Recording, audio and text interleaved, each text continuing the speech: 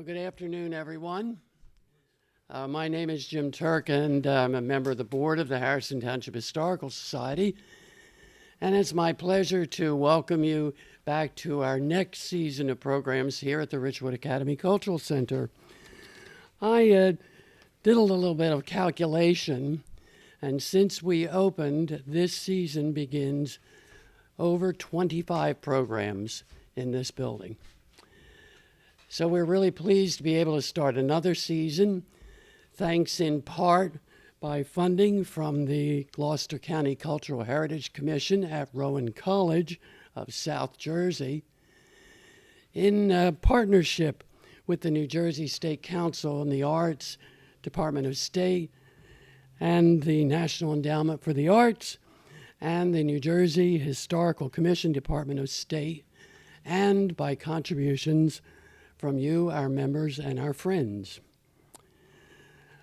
I want to first, before we go any further, to remind you to silence your cell phones. And I see people moving. There's a kind of an interesting tradition that if a phone goes off during the program, that indicates you really want to support us and make a special contribution before you leave. So if we hear that, we'll spot you. It is our pleasure today to welcome a speaker whose most recent book is particularly pertinent to the exhibition that we just opened yesterday. Last Call, Taverns and Temperance. It's a new exhibition that is on view now at Old Town Hall Museum at 62 South Main in Mullica Hill. And it is open now on Saturdays and Sundays through the first weekend in June from 1 to 4 p.m. And it explores the social history and the lively stories of taverns in this community, as well as the response to them in the temperance movement. So we hope that you will come out while the exhibition is open and learn a little bit more about the lively history that comprises that story. Michael C. Gabriel's fifth book on New Jersey history is New Jersey's Colonial Taverns, Liberty, Libations, and Revolution. And when we saw that title, we said, definitely we need to have him kick off our series this weekend as we kick off the new exhibition. He is a lifelong resident of the Garden State, and he is a 1975 graduate of Montclair State University. And he has worked as a journalist, freelance writer, and author for more than 40 years. So we are particularly privileged to welcome Michael to the Academy, and we are pleased to have you with us. And he has books as well here, should you wish to take one home. So, would you join me in welcoming Michael C. Gabriel?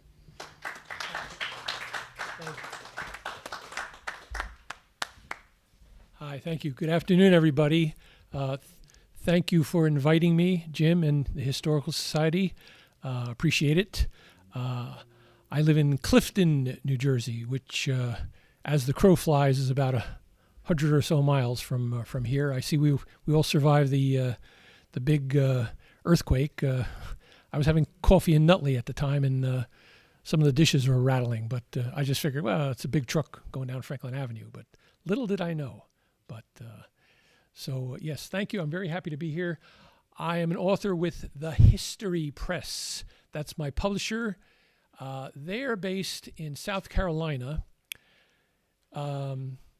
But the History Press is a sister company with Arcadia. You might have heard of either one or both. You'll find them in bookstores. You'll see them on Amazon, online. And they're a relatively modest publishing company. They're not like a big New York City publishing house, but they are quite comprehensive, and they do actually have quite a large catalog of books. And they're all about local history. That's what they're concerned with. Big on the East Coast, so local history by local authors. So I sort of fit the bill for that.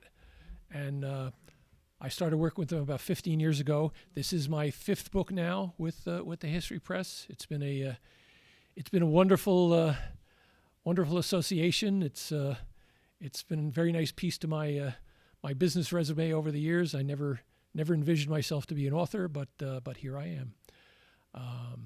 So Colonial Taverns. This is especially important because we're coming up on the anniversary of the Declaration of Independence, right? 250 years. And before I go any more, I just want to reiterate and be sure that we all know that New Jersey was the crossroads of the Revolution.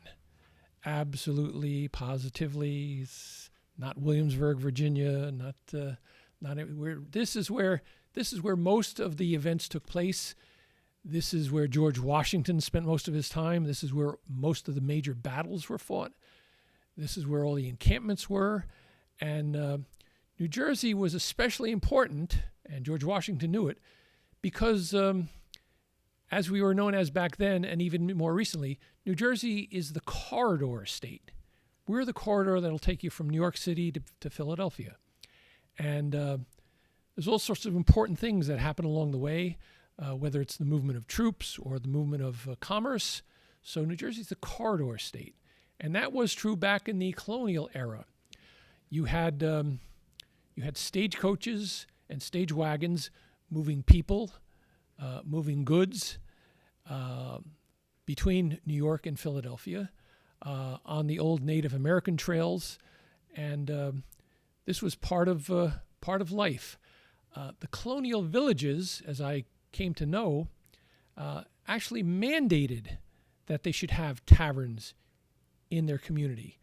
And the reason for that is they were well aware of the fact that New Jersey and it was a corridor for interstate travel, and they knew that they had to accommodate the people that were traveling through. Back in those days, a stage wagon was maybe a 3-day trip between Philadelphia and New York. So you needed a place where people could stop and rest, get something to eat, get something to drink, tend to the horses, and entertain themselves in a variety of ways. And I'll leave that to the imagination. But that's the purpose. That was what taverns served as. So taverns were important because, well, for a lot of reasons. Yes, they were. It was like a hospitality business. That's where people would come, were passing through. They would stop and rest and get something to eat. So there was that aspect of it. Taverns were important as meeting places for people in business and civic organizations back in those days, and even a lot of the town councils would meet and conduct their business and put forth their proposals and their resolutions inside a tavern. I learned from a historian and a legal scholar out on the West Coast, who I just happened to stumble upon. He said that the whole idea of taverns as a public venue, that gave rise to the Assembly Clause in the Constitution. Now that's kind of a pretty interesting concept when you think about it. People could come and talk and meet at a tavern. It was public venue, and this is what kind of carried through in the Constitution. George Washington would commandeer taverns during the war and use them as his headquarters. But maybe the most fascinating thing about taverns that I learned is that they were the meeting houses, the seed beds of the Revolution. This is where patriots and loyalists would meet. And like I said, public venue, they're free to meet. And by the mid-1700s, the British authorities knew something was going on. They knew that there was a little bit of turbulence in the air, a little bit of a buzz. So the patriots, they were not happy with this. They rebelled against it. There were all these taxes that were being imposed. There were all sorts of regulations on business and travel, and they didn't like that, especially after the 1760s, the French and Indian War. Things started changing, and the people that were living here felt that all these regulations and all these laws and all these taxes, they said they felt that was tyranny. This was something that was being imposed upon them by a faraway king across the ocean. So it was taxation without representation. See, that's the important part. I'm sure they would have been relatively happy to pay taxes locally to local authorities, but these were being imposed on them from far off. I also learned, and this kind of fascinated me, up until that 1760 period, people living in New Jersey and other colonies, New York, Virginia, et cetera, they were very proud and very happy to be considered British subjects. This was the new world. This is how they established their new lives, their new businesses, their new families. They liked being here. They liked being part of the British colony. But when things started changing in the 1760s, that all started to unravel. And that's when a lot of the patriots and a lot of other people decided that, well, yes, we've been happy all along, but we don't like the situation anymore. It's time, we think we need to declare independence. So it was a relatively short-lived thing. I always assumed that, well, colonies began in the 1760s, and it was just sort of a matter of time when people would suddenly say, well, we've been here all so long, it's time for us to declare independence. No, they were happy being British subjects and proud to be British subjects, but that changed, like I mentioned. So that was another aha moment that I had. I see we have a member of the DAR here. Yes, I must say thank you. All throughout my road trips when I was doing my research, I came across all these wonderful plaques, historic plaques, all around the state. Thank you for that. It's very much appreciated. For me, it was an education. I'm sure it's for education for a lot of people. So thank you very much for that. Thank you very much for that. Yes. Support education and preserve history. Yes, me too. And I should let you know that my peer editor for my book is a member of the DAR. She was a former New Jersey regent. Her name is Jennifer Norato, and she's up north where I live. As I was going along doing my research, my acquisition editor suggested that he said you should really get a peer editor, somebody that can really help you, guide you along, because this is all heavy duty history stuff and things that I was not familiar with. I mean, I take a reporter's approach. It's all brand new to me. I'm stumbling upon all this information, and I think of myself more as an author, not really a historian. I mean, historian, you have to have all sorts of credentials and book. So he said, why don't you you should really get a peer editor. So I happen to know Jennifer, and I asked her, and she was very helpful, and she helped me walk the straight and narrow. So yes, so let me go to some of my slides here as I'm moving along.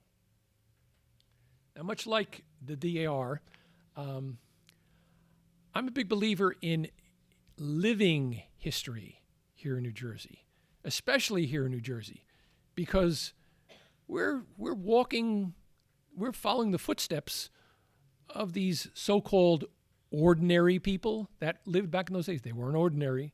These were historic times, and I think they knew it too. And so this is a living history that we have here. And these things are still, they come to life.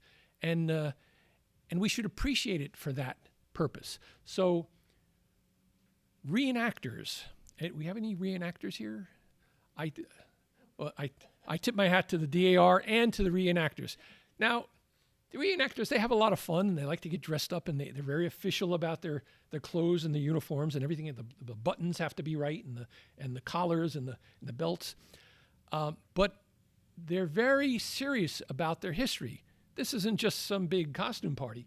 These people, the reenactors, women and men, they take a lot of pride in the history that they're portraying. So last year, I went to the reenactment of the Battle of Monmouth. I knew there were going to be a lot of reenactors there. And sure enough, so you have the British reenactors here. And this is how the militias would have dressed in those frock coats. So, and the reenactment for the Battle of Monmouth, amazing. Hundreds and hundreds of people turn out. Families turn out. And I especially like to see the young children. They're fascinated. And I'm sure the parents are saying, this really happened. This is real history. What you're looking at here, these are people that are reliving this history for you, so you understand it, so you realize how important it was. So the reenactors and the DR are very important for our state here. And, New Jersey people are very smart, and they're very proud of the history. And we've got a long history here going back to the mid-1600s. So there was a lot to report on. I must say that when you do a book like this, the book comes out, it's in print, but the research doesn't stop. People come up to me and say, "Oh, did you know about the tavern that was over in this?" I said, "No, I didn't really know." "Do you have information?" "Well, yeah, I know." I said, "Can you give me your phone number?" So now I've got a folder in my computer, taverns that didn't make the book, and there's quite a few now. So I'm learning things as I go along, and all these places were very important in the history that they represent. So now there is a tavern. It's now a museum. It's in Haddonfield. I'll tell you that western New Jersey, along the Delaware River. That corridor is just full of Revolutionary War history, and the people that live in those towns along the way, Burlington, they're very proud of that history, and they do a lot of work to maintain it and to preserve it and to present it to people. So in the town of Haddonfield, which was started by a 20-something young woman by the name of Elizabeth Haddon. Her father purchased property out in that part of New Jersey, and he told Elizabeth, "Elizabeth, I bought this property in this place in the New World.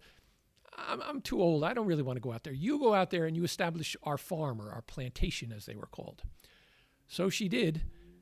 Single 20-something-year-old woman, and she basically, through her efforts, through her networking with people along the way, she established Haddonfield.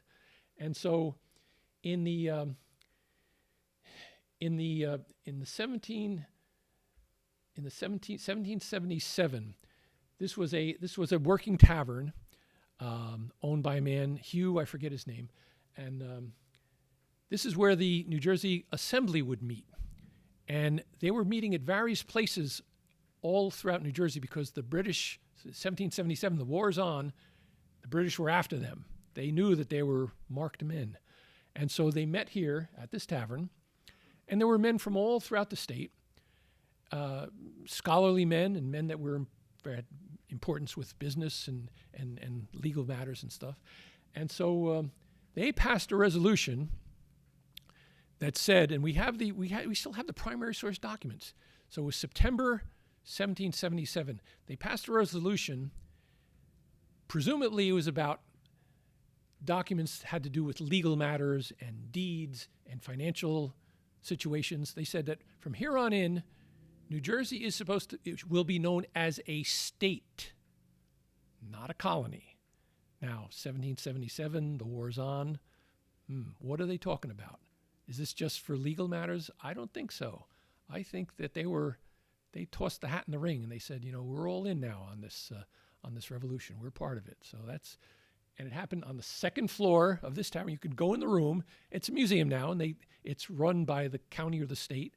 And it's fascinating. You're standing here, and this is where New Jersey became New Jersey. Amazing, in a tavern. The Indian King. Today it's the Indian King Tavern. Yes. And the caretakers there are very nice. They were very helpful, and I visited there a number of times. And what a great place! What a great place. So now, taverns were a big part of social life back in those days. Yes. People enjoyed drinking. Rum was the popular drink back in those days. And then there was people brewed beer. That was another popular drink. But rum, I think, was kind of the everyman's drink. That's people liked rum. Now, actually, the production of rum and the trade of molasses from the West Indies up to Perth Amboy, that was a big part of colonial economics back in those days. Of course, after a while, the Patriots said, well, we don't really need the British to give us molasses anymore. We can make our own molasses. We can make our own rum, of course. So, but that's another matter. So yes, so taverns were a place for people to socialize, to meet, to talk about business, but socializing in particular. Now, a number of people have told me this, and I read about it. If you wanted to be social, if you wanted to find a girlfriend or a boyfriend, you would go to the tavern and they would do these line dances. And you had to learn how to dance back in the colonial period. Dancing was very important, more important than even the disco era we had here.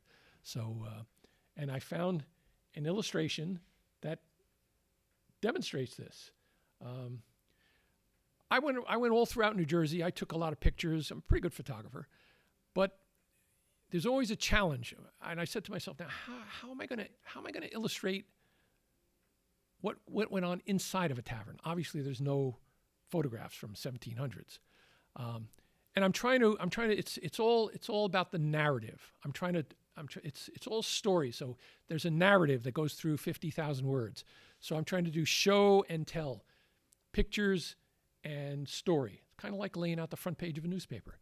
So I'm thinking, now how could I represent? How could I show people what went on inside of a tavern? How I want people to understand what I'm trying to do.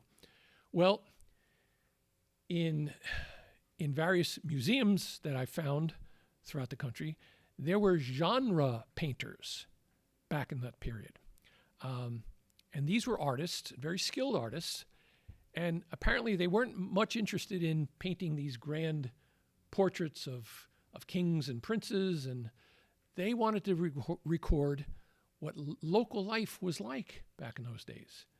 And so they must have spent a lot of time in the tavern sketching it out, and then doing the painting. And as you can see here, there's lots of things going on. The fiddle player on the right, the fiddle was the main instrument. No guitars back in those days. The guitar hadn't really been formalized yet in terms of its design. And whenever I look at this picture, I always see something always catches me. I see something new, like, why is there a pair of slippers down at the bottom there? That's interesting. There's a little girl playing with her dolly in the left corner. There's something going on. Somebody's either coming in or going out the front door there. All sorts of things happening here. So this represents what tavern life was like back in those days. How people dressed, what they drank, how they ate. It's all these little details about life. And this is the painting that was on my cover. Sometimes I found these paintings, they were in public domain. If I would approach a museum, they were usually pretty friendly and pretty reasonable. They would charge me a nominal amount to recreate the image and send me a high resolution image. But sometimes you find this stuff, it's in public domain. So if I found that, I'm downloading that right away. So again, this is an interesting, the little doggy there. It's all these genre painters were quite clever and quite skillful, actually, with what they were doing. Can I interrupt? Yes. Do you mind if I ask? No, please. I like that. Good, thank you. Do you know where the locale for those two paintings? I could tell you. Are they from New Jersey, do you think? No, they're not. I try to be very very exact with my images, and I always try to give credit for the images. The previous one looks rather Dutch. Yes. So I thought yes. maybe that was New York or North Yes. Jersey. Well, here I can. Let me tell you right away. So the cover is a painting known as Village Tavern by John Lewis Krimmel, and I got that from the courtesy of the Toledo Museum of Art. That was the first. That's on the cover. But this one, let's see what. They want that painting. Yeah. So now let me try to find this one here, if I can. That's that one. 67. 67? Oh, thank you. 67. Yes, okay. Merrymakers in an Inn, 1674. A painting by Adrian van Ostade. It's in that this one was in the public domain, and he was a Dutch painter. So these are not New Jersey illustrations per se, but they represent what was going on at the time. So fair enough. It could have just as well. Just been as well. Jersey, there were a lot of Dutch. Yes, settlers of Jersey. lots of Dutch settlers. Yes, so yes, so that's Thank you. my pleasure. So okay, so now tavern owners, the tavern keepers. These were people that were very respected in their communities. Women and men were tavern keepers. Lots of women were tavern keepers that I came across, and they were sort of the hub of the village, almost like an internet port. The tavern keepers would talk to people in the village and also to travelers as they were passing through, and they knew almost everyone in the village. But then when somebody was traveling through from New York or Pennsylvania, they would sit down and have a drink and, oh, hello, how are you? I don't recognize you. Where are you from? Oh, my name is Mr. Jones and I come from Philadelphia. Oh, really? Tell me this, Mr. Jones, what's going on in Philadelphia these days? Oh, well, we're having lots of trouble. Oh, really? Well, what kind of trouble? So they were collecting all this oral history, this information, and they would then disseminate that to the people in the village. So they were kind of the information guide for people during this period as they were going along. And that's what people would hear about things in other parts of the New World. So now, yes, men were tavern keepers and brewers, but there were a lot of women tavern keepers as well. And this was a picture. These were reenactors a couple of years ago at the Dye Mansion in Wayne, up near where I come from. And that was George Washington had his headquarters there in 1780. And good old Alexander Hamilton was there as well. So I'm sure he and George Washington had many spirited conversations at the time. So what did women tavern owners look like? Well, they probably looked something like this. And they did. A single woman back in the colonial period would do quite well for herself. She could own a business. She could have her own money. There was a period there where women in New Jersey could even vote. But once she got married, well, honey, you've been doing a great job, but you know what? I'm going to take over now, and you just go over there and sit down. It's my business now. So that's kind of how it went. So whatever. So I love this illustration. I just happened to stumble upon it when I was doing my searching on the internet, and it was an illustration from the library of the University of Utah, and I saw it. I called them up, and they said, "Yeah, we can send you a high resolution of that." I love this because there's the tavern, right, and this is the sign. A lot of times the signs weren't printed out; they were illustrations. So maybe if people in the village who couldn't read, they would know what the business was. I forget. There's a name for that too. Now I don't remember. Of course now I love the stage wagon. So this is how people traveled back in those days, along the bumpy roads that went through New Jersey. So. Now there are a number of taverns, the structures themselves, that are still standing, and that's a wonderful thing. Very few still operate as taverns, but now they've become basically museums. Local historical societies will take over the tavern. They'll still be owned by the local community, the town, but they'll be in charge of maintaining the facility. Then they'll have their events there, and so and then sometimes they're even private residents. Now I stumbled upon this tavern. It was known as the Death of the Fox Tavern, and the name was just intriguing. The Death of the Fox Tavern. It was an organization of fox hunters that came from Philadelphia, came over to New Jersey, had their fox hunt, and then they would go to taverns, and this was one of them. And I was just very a reporter's curiosity. I kept getting the death of the Fox Tavern. I kept drilling down, and sure enough, I found out that the structure is still there, and they even had the address of the place.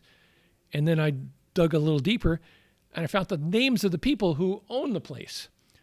And so, like a good reporter, I walk in the front door, and I called them up. I said, "My name's Michael Gabriel." It was like they've been waiting for a guy like me to call them all these years. Oh, we're so proud of our home.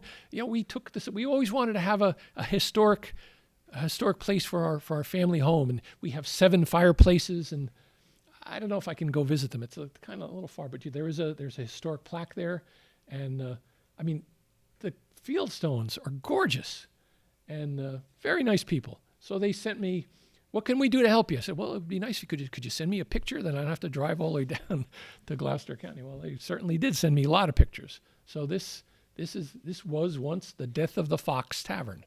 And now it's a couple now that live there. This is the Barnesboro Inn.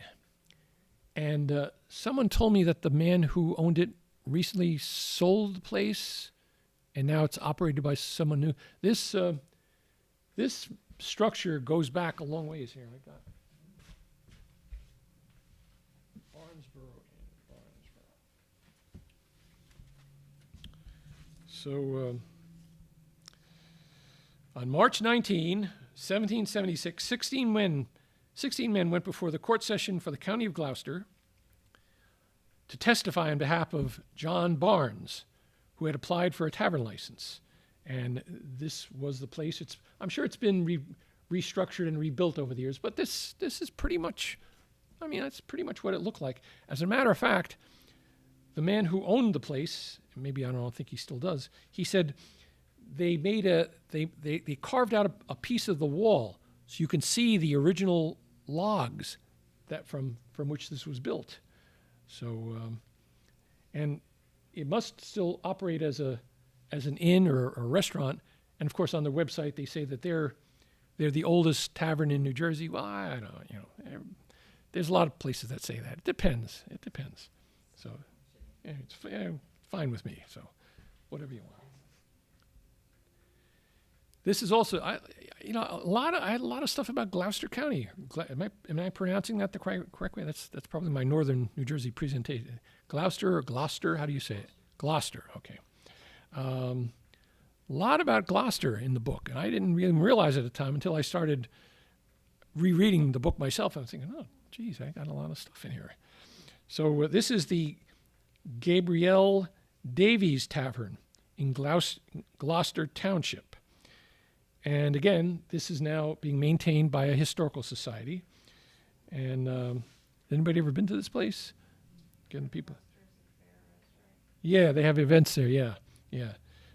Served as the man who owned it, Gabrielle Davies, served as a town clerk, constable, tax collector, and overseer and surveyor of the town roads from 1747 to 1767.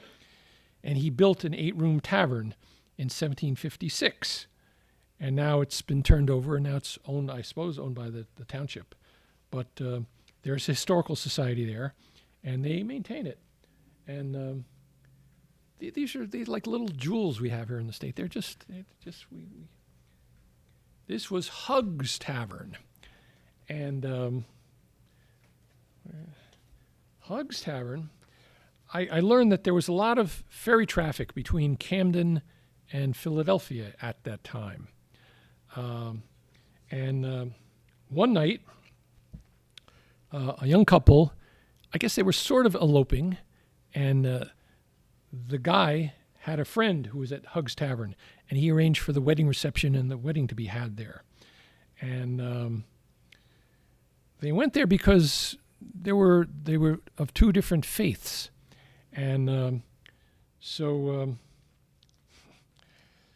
the woman happened to be the name of, her name was Elizabeth, but people know her today as Betsy Ross, and this is where she was married. And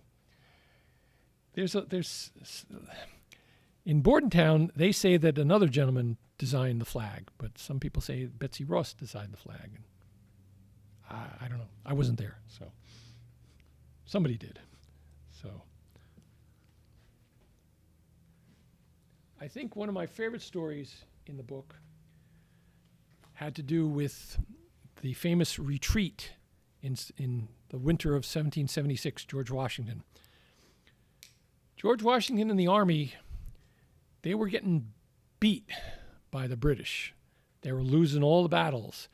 And George Washington had his share of detractors. He had people that didn't really, they made him commander-in-chief, but he had a lot of rivals. He had a lot of rivals in the Continental Army and the Continental Congress.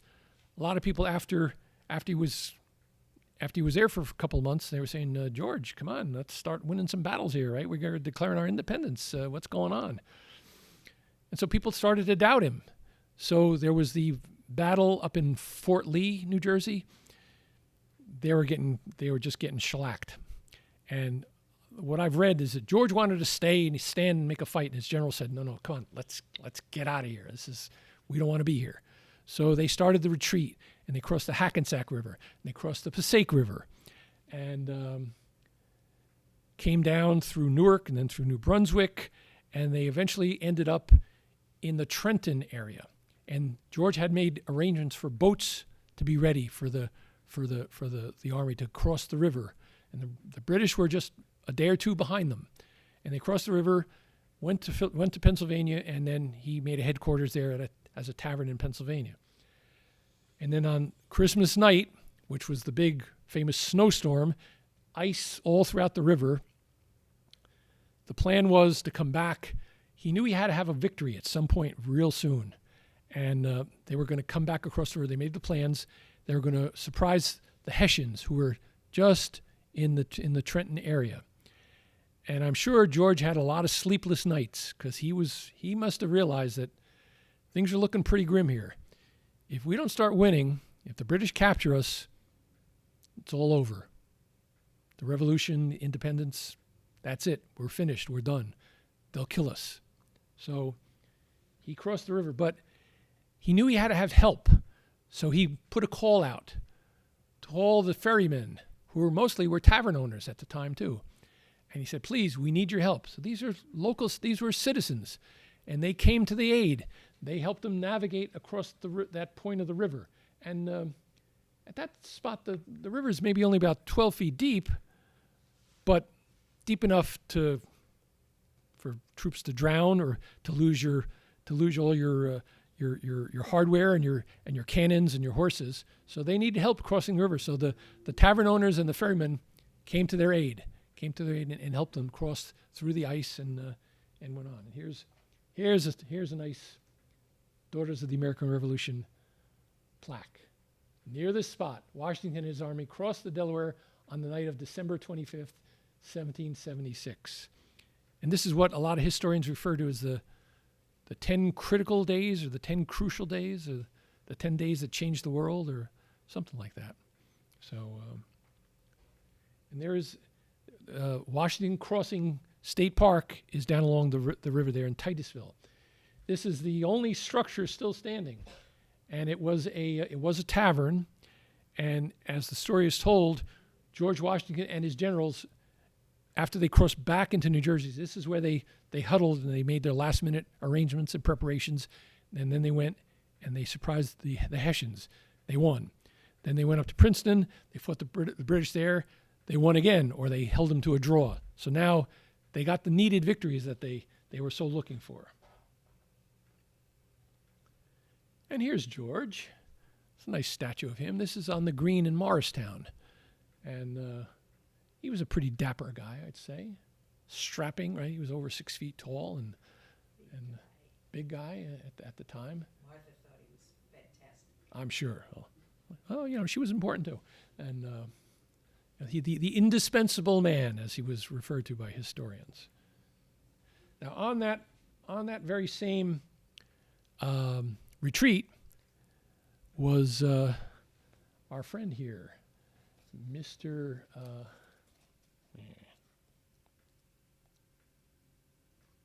Where is he? Where is he? Where is he? He was an English. He was an English.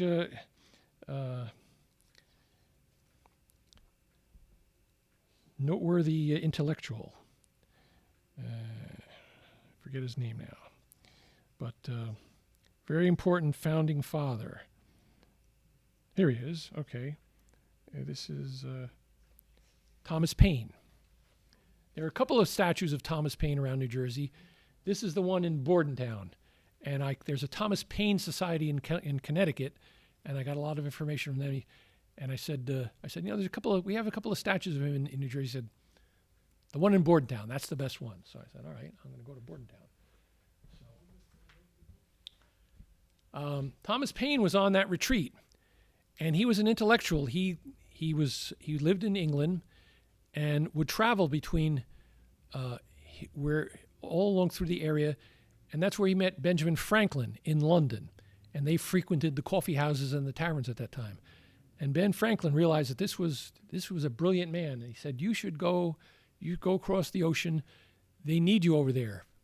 We need somebody like you to help us with the revolution. And so on that retreat, Thomas Paine was on the retreat, and he was taking notes at the time. And these are the times that try men's souls. And yes, that was, by all accounts, that essay was read aloud to the troops on the Pennsylvania side before they crossed back into the New Jersey side. And so Thomas Paine was a world-famous intellectual and a world-famous author. He's kind of I know the historians nowadays, he's sort of fallen out of favor with them for some reason.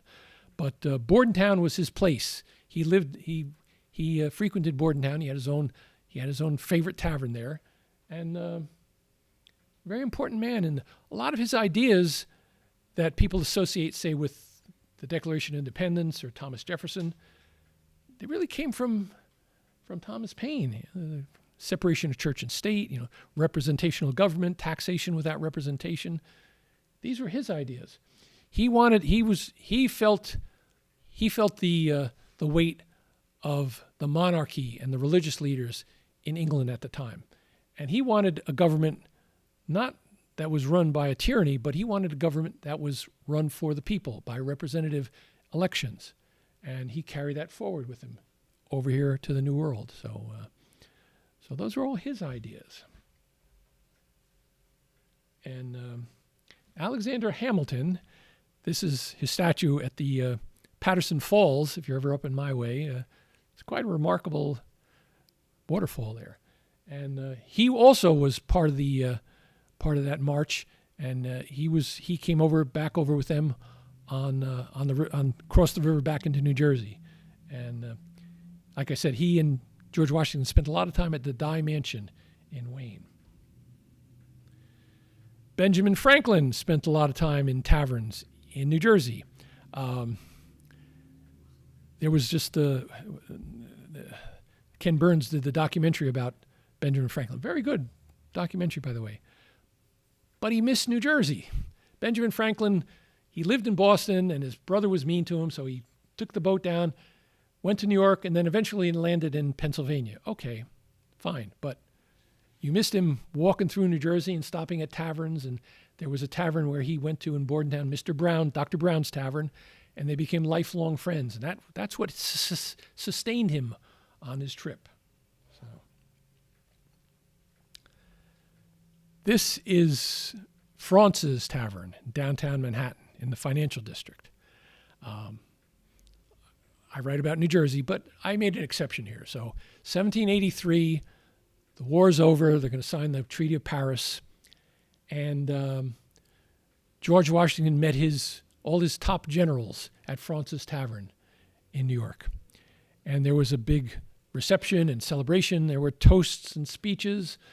And the event was actually covered by a newspaper in New York City. And I called the Library of Congress, and I said, can you send me a JPEG of the newspaper? So it was a front page newspaper. It was a Loyalist newspaper that they documented this meeting there on that date, in December 3rd, I think. But the part of the story I like is that, so they had their big reception, and they were toasting and having a good time. So sometime late in the afternoon, George and his entourage, they left the tavern. They walked over to the river, crossed into New Jersey. That's the part I like. And that's where he started. Then he went on his journey back down to, I guess, Annapolis. And that's where he handed in his sword. He said, the war's over. We won. I'm going to submit my sword to you. I'm going to step down as general. Goodbye. I'm out of here. Little did he know that he was going to be called back into duty. So let me just... I don't often read from my from the text, but this I ended a chapter with this passage here. There was a historian and author by the name of Judge John Clement of Haddonfield, and he wrote about all sorts of things that went on in Camden County, in Gloucester County, and it's kind of a sad story because he wanted to document the tavern life and why it was important. He realized it was very important. But in his book, he pretty much lamented the fact that a lot of the taverns from the 1700s, he wrote his book published it in 1780, I think. And he realized that a lot of these places were lost, and the stories were lost, and the people who used to go there was lost.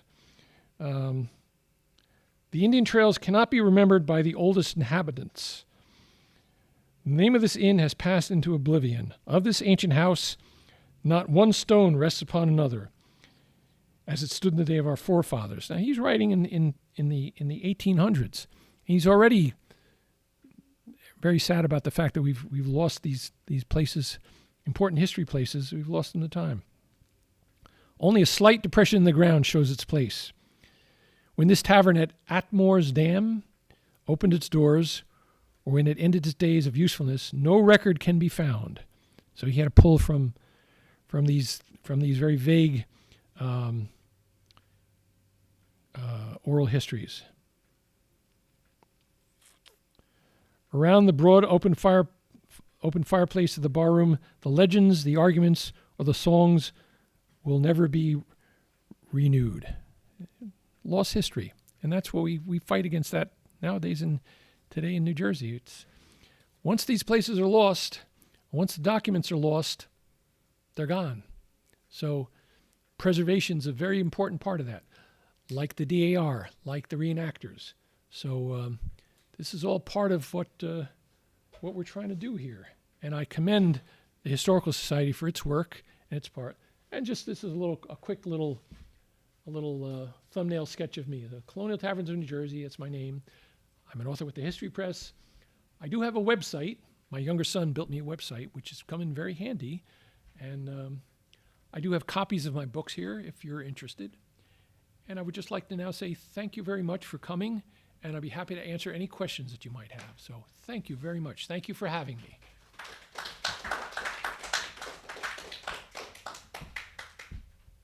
Anyone, please. Yes, sir. Has your research ever taken you to the Centerton Inn in Pittsburgh? I've heard of it. I went to high school. There's a high school right next to it that I went to, and we were always told growing up that that's been there since early 1700s. Yeah, it sounds familiar. It sounds familiar because I think that's in my folder about taverns that didn't make the book. So. It's only like 15 minutes from here. If you're Yeah. All right. It's still a working restaurant. I had a buddy who worked there. The Centerton Inn. Centerton Inn. It's on Centerton Road. Huh. From down to Bridgeton. Okay. Yeah, that's not far. Yeah. All right. Okay. I thought I saw a hand up in the audience. No. You left out how expensive your book is. Oh. How reasonable your book is. My book is very reasonable. In fact, it's a bargain. If you buy it on Amazon, you have to pay over $25 for it. I'm selling it for $20 because I'm trying to be nice to my New Jersey customers. So, and I'll even sign it for you. Yes. So thank you very much, everybody. Well, thank you very much. I do want to remind you all who are here, would you please fill in your evaluation forms? This helps us know how we're doing, and also share your ideas on what you think you'd like to have be presented here at the Cultural Center.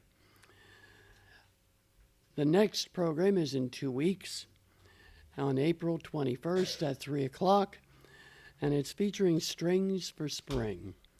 This is part of our ongoing relationship with Rowan University's College of Performing Arts, spotlighting emerging musicians and artists, and we know that that will be a wonderful afternoon of music and an opportunity also to see some of the visual arts that students at Rowan are producing, as there will be a small art exhibition here on the same afternoon. Finally, I would like to again remind you to visit the exhibition and learn more about the history of the taverns here in Old Harrison Township. Indeed, the Old Eagle Hotel, which is still standing on South Main Street, was the location where the township was actually formed. And it was there and in the Blue Ball Tavern on North Main Street the Township Committee met until Old Town Hall was built in 1871. Although, isn't it interesting, they didn't choose immediately to meet in Old Town Hall. They kept meeting in the tavern for a while. They loved the accommodation, I'm sure, and there were refreshments. Again, this is just one of many stories that are available to you at the exhibition. Many of the taverns are also lost, but their stories are not. And so we encourage you to come and visit. Finally, we would like you to tell your friends, and especially the people online, share the site, and tune in next in 2 weeks. And we thank the presenter today, Michael Gabriel, for your time and expertise, and thank you all for being here. Have a wonderful afternoon, and we'll see you in 2 weeks.